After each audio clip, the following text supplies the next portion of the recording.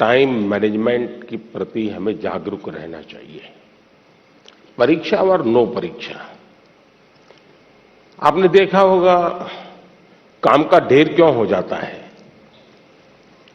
काम का ढेर इसलिए हो जाता है समय पर उसको किया नहीं इसलिए।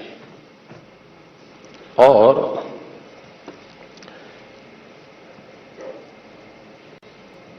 काम करने की कभी थकान नहीं होती है जी। काम करने से संतोष होता है, काम न करने से थकान लगती है। सामने दिखता है अरे इतना सारा काम, इतना सारा काम, और उसी की थकान लगती है। करना शुरू करें। दूसरा, आप कभी कागज पे अपना पेन पेंसिल लेके डायरी पे लिखिए। एक हफ्ते भर आप नोट कीजिए कि आप अपना समय कहां बिताते हैं। अगर पढ़ाई भी करते हैं तो कितना समय किस विषय को देते हैं, और उसमें भी शॉर्टकट ढूंढते हैं कि बेसिक में जाते हैं, बारीकियों में जाते हैं। थोड़ा अपना एक एनालिसिस कीजिए। मैं पक्का मानता हूं कि आपको ध्यान में आएगा कि आप जो आपकी पसंद की चीजें हैं उसी में सबसे ज्यादा समय लगाते हैं और उसी में खोए रहते हैं। फिर 3 विषय ऐसे हैं जो कम पसंद है लेकिन जरूरी है, वो फिर आपको बोझ लगेगा। मैंने 2-2 घंटे मेहनत की लेकिन ये तो हुआ नहीं।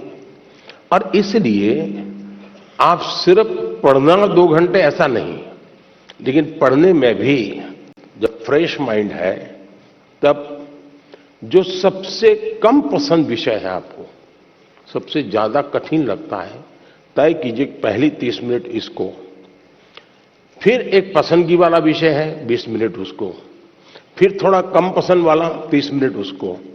आप ऐसा स्लैब बनाइए तो आपको रिलैक्सेशन भी मिलेगा और आपको धीरे धीरे उन विषयों पर रुचि बढ़ेगी जो आप नॉर्मली टालते हैं और अच्छे विषय में खोए रहते हैं।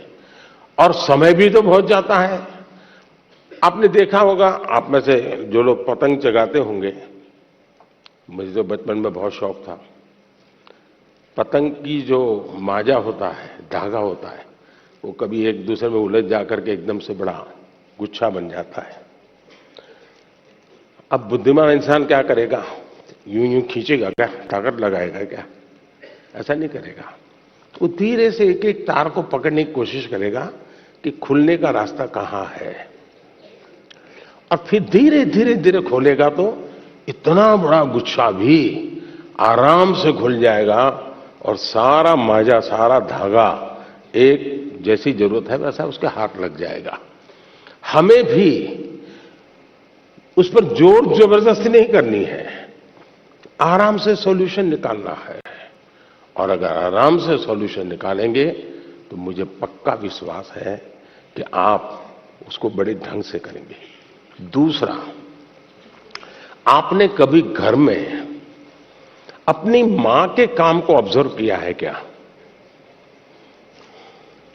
यूं तो आपको अच्छा लगता है कि जैसे स्कूल से आए तो मां ने सब रेडी करके रखा था, सुबह स्कूल जाना था तो मां ने सब तैयार करके रख दिया था। लगता तो बहुत अच्छा है, लेकिन क्या कभी ऑब्जर्व किया है कि मां का टाइम मैनेजमेंट कितना बढ़िया है?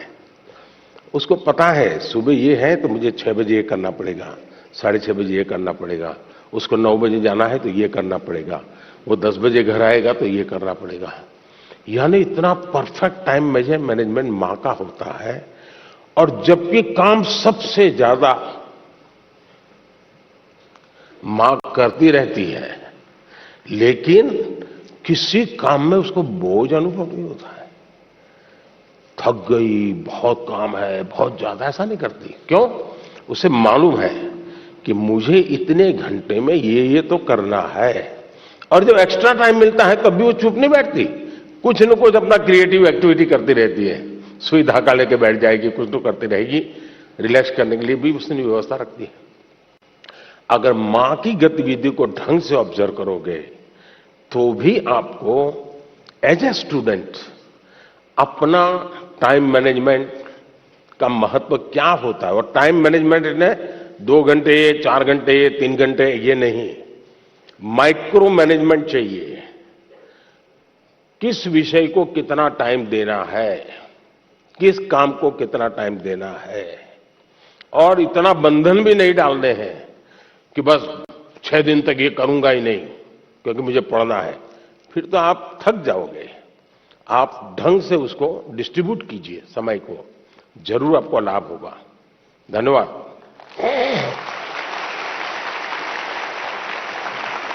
Thank you, Honorable Prime Minister, sir, for guiding us to be methodical and systematic in order to be an effective student.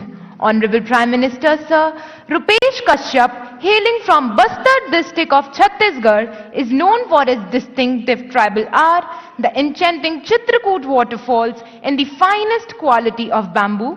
Rupesh is present here with us and needs your advice on a topic that is of vital significance. Rupesh, please ask your question.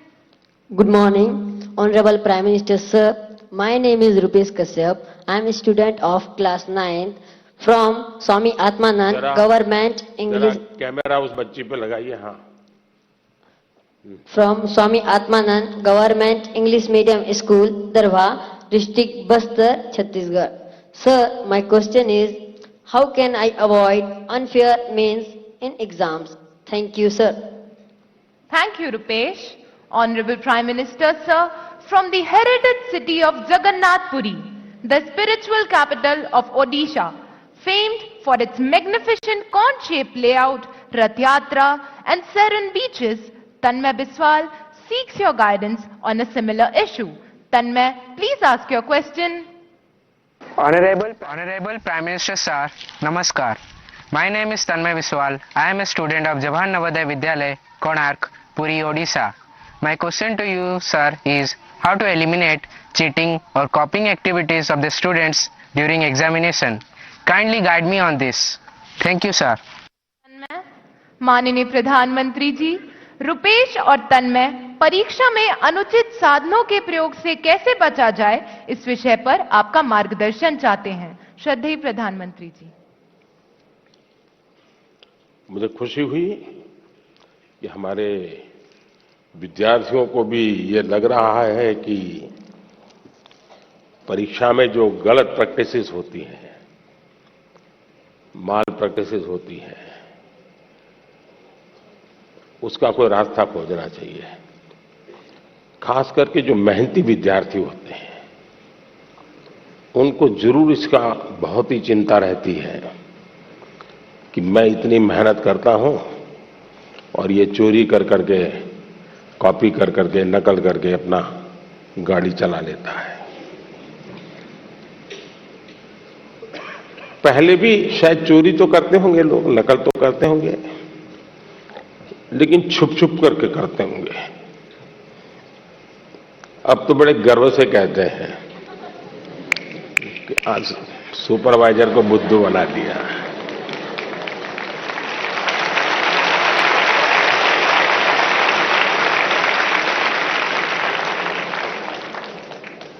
ये जो मूल्यों में बदलाव आया है वो बहुत खतरनाक है, और इसलिए समाज एज सच ये हम सबको सोचना होगा। दूसरा अनुभव आया है कि कुछ स्कूल या कुछ ऐसे टीचर्स जो ट्यूशन क्लासेस चलाते हैं, उनको भी लगता है कि मेरा स्टूडेंट अच्छे तरह से निकल जाए, क्योंकि मैंने उसके माँ बाप से पैसे लिए हैं, कोचिंग करता था, तो वे भी उसको गाइड करते हैं, मदद करते हैं नकल करने के लिए। करते हैं ना, ऐसे टीचर होते हैं ना।